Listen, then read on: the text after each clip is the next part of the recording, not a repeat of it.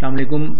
कल हमने डिस्कस किया था शोल्डर की बोन्स, शोल्डर गर्डल की बोन्स। हमने कहा था कि क्लेविकल और स्कैपुला आपस में आर्टिकुलेट करती हैं और शोल्डर गर्डल बनता है। आज हमने ह्यूमरस को डिस्कस करना है। ह्यूमरस बेसिकली जो आर्म है उसकी बोन है और ह्यूमरस जो है ये आर्टिकुलेट करती है स्कैपुला के साथ। एक आर्टिकुलेशन होती है क्लेविकल की, जो क्लेविकल का लेटरल एंड है स्कैपुला के साथ, एक्रोमियन प्रोसेस ऑफ स्कैपुला के साथ एक्रोमियो क्लेविकुलर जॉइंट बनता है।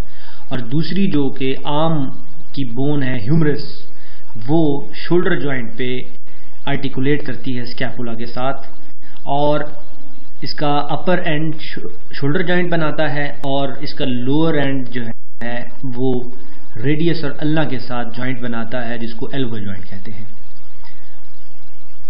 ह्यूमरस डिफरेंट पार्ट्स में डिवाइडेड है। इसकी अपर एंड की बात करेंगे और सबसे पहले the head of the humerus, जो कि एक स्फेरिकल शेप्ड होता है और ये आर्टिकुलेट करता है the glenoid cavity of the scapula, जो कि हमने अभी बात की कि shoulder joint, basically shoulder joint is an articulation between the glenoid cavity of scapula and the head of the humerus.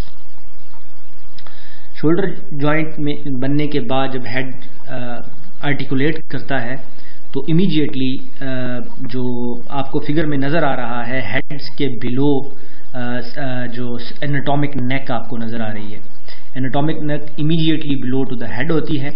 आपने स्पेसिफिकली साथ में फिगर को फोकस करना है, पॉइंट यहाँ से पढ़ना है और साथ में फिगर को फोकस करना है कि कौन सा पॉइंट की जो डिमार्केशन हुई है वो कौन से किस लेवल पे हुई है। हेड के बाद एनाटॉमिक नेक का आता है। एनाटॉमिक नेक के बाद जो ग्रेटर और लेसर ट्यूबरोसिटीज़ हैं, ट्यूबरोसिटी बेसिकली एक उभार होता है बोन के ऊपर और ये लेसर और ग्रेटर ट्यूबरोसिटीज़ बेसिकली आपस में सेपरेट हो रही हैं। आपको नज़र आ रहा है कि बिल्कुल इन दोनों के ट्यूबरोसिटीज़ के दरमियान में एक बाइसेपिटल ग्रूव है। ग्रूव होता है बाहर से जो ये है बोन फ्रंट से उभरी हुई होगी और इसके जो पोस्टीरियर सरफेस पे होगा वो ग्रूव होगा। तो बाइसेपिटल ग्रूव जो है वो आपको नज़र आ रहा है in between the greater and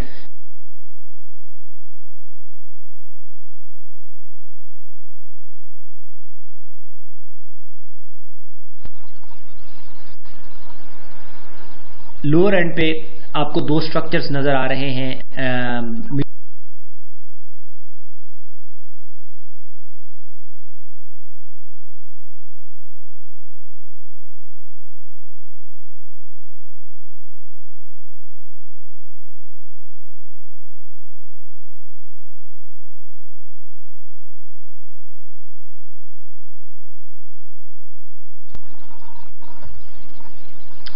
इसके बाद हेड, लेसर, ग्रेटर ट्यूबरोसिटीज़ के बाद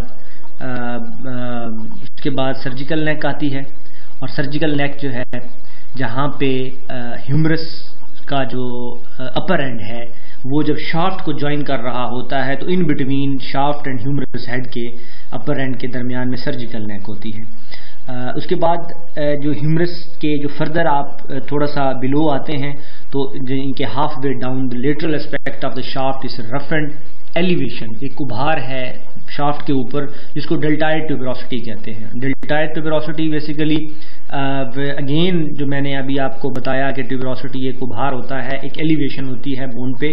डेल्टाइड ट्यूबरोसिटी बेसिकली नाम से जाहिर है कि ये डेल्टाइड मसल की अटैचमेंट के लिए होती है। फ्रंट से एंटीरियरली ये ट्यूबरोसिटी होगी और इसके बिहाइंड जो है वो स्पाइरल ग्रूव होगा। आगे जाके एक फिगर के अंदर पोस्टीरियर सरफेस में जब आप देखेंगे तो आपको नजर आएगा कि एंटीरियर सरफेस में आपको डेल्टाइड ट्यूबरोसिटी जहां पे एग्जैक्ट इसी पॉइंट के बिहाइंड पोस्टीरियर सरफेस पे आपको एक स्पाइरल ग्रूव मिलेगा। और स्पाइरल ग्रूव की इंपॉर्टेंस ये है कि उसके अंदर जो रेडियल नर्व जो कि इस एरिया को सारे को सप्लाई कर रही है, यहाँ के मसल्स को यहाँ से गुजर के वो फोर आर्म के अंदर जाती है रेडियल नर्व, तो वो इस ग्रूव के अंदर बेसिकली अकोमोडेटेड होती है। उसके बाद हम जब लोअर एंड की बात करते हैं, शाफ्ट के बाद लोअर एंड पे आते हैं, तो लोअर एंड का ऑन द मीडियल साइड जो है एक एपिकोंडाइल होता है, और जो एक लेटरल साइड पे एक एपिकोंडाइल, यानी कि मीडियल एंड लेटरल एपिकोंडाइल्स होते हैं at the lower end of the humerus.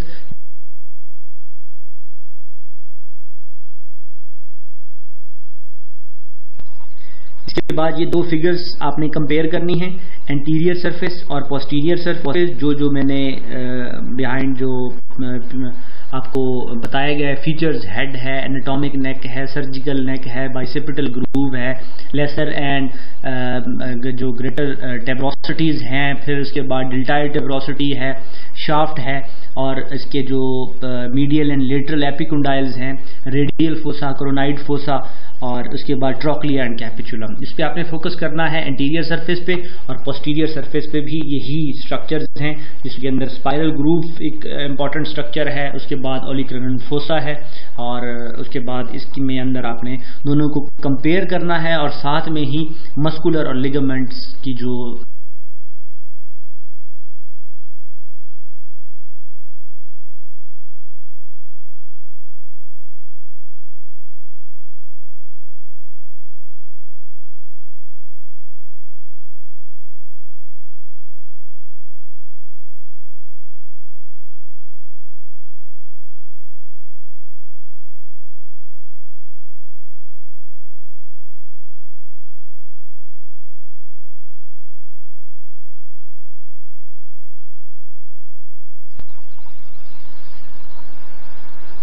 Lower and पे आपको दो स्ट्रक्चर्स नज़र आ रहे हैं।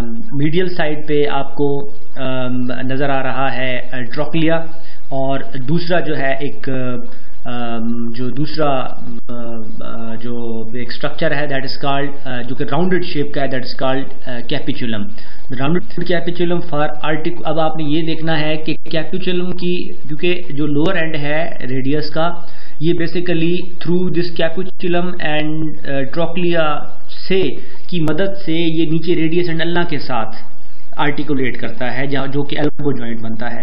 तो मैंने आपको पहले बताया कि जो अब आपने ये देखना है कि ट्रोक्लिया किसके साथ बिलो आर्टिकुलेट कर रहा है और कैपिचुलम किसके साथ आर्टिकुलेट कर रहा है। तो जो राउंडेड कैपिचुलम है वो for the head of the radius के लिए है, और जो पुली शेप ट्रोक्लिया आपको नजर आ रहा है, just to focus on this figure, कि जो पुली शेप्ड आपको ट्रोक्लिया नजर आ रहा है, बेसिकली वो अल्ना के साथ आर्टिकुलेट कर रहा है, और अल्ना पे एक ट्रोक्लियर नॉच है, जिसके थ्रू ट्रोक्लियर नॉच और trochlea of the pulley shaped trochlea of the humerus, which is situated at the lower end of the humerus, articulate with each other. So capitulum and trochlea articulate. Capitulum articulate with the radius, head of the radius, and the जो पुली shape trochlea है वो है trochlear notch articulate करता है with the ulna के साथ।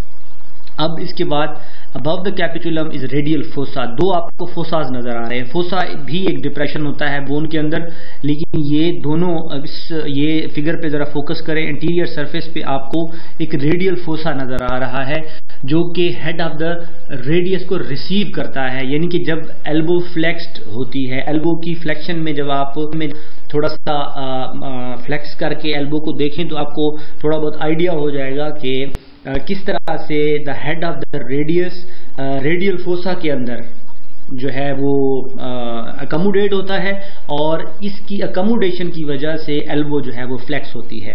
और इसी तरह से ही एक दूसरा फोसा है जो कि अबव द ट्रोक्लिया लाई कर रहा है, और वो कोरोनाइड फोसा है, जो कि रिसीव करता है कोरोनाइड प्रोसेस ऑफ अल्ना को।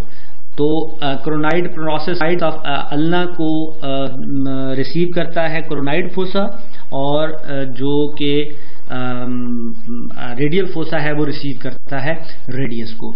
और पोस्टीरियरली नेक्स्ट फिगर में पोस्टीरियर नेक्स्ट पेज पे पोस्टीरियर सरफेस आपको दिखाई गई है, उस पर आपने ज़रा गौर करना है कि ट्रोक्लिया के अबव पोस्टीरियर सरफेस पे एक ओलिक्रैनन फोसा है जो कि ओलिक्रैनन प्रोसेस ऑफ द अल्ना को रिसीव करता है जब आप एल्बो को एक्सटेंड करते हैं। जब एल्बो एक्सटेंशन में यानी कि स्ट्रेट होती है तो वो जो ओलिक्रैनन फोसा है वो ओलिक्रैनन प्रोसेस को अकोमोडेट करता है और जिसकी अकोमोडेशन की वजह से आपकी बाजू जो एल्बो जॉइंट,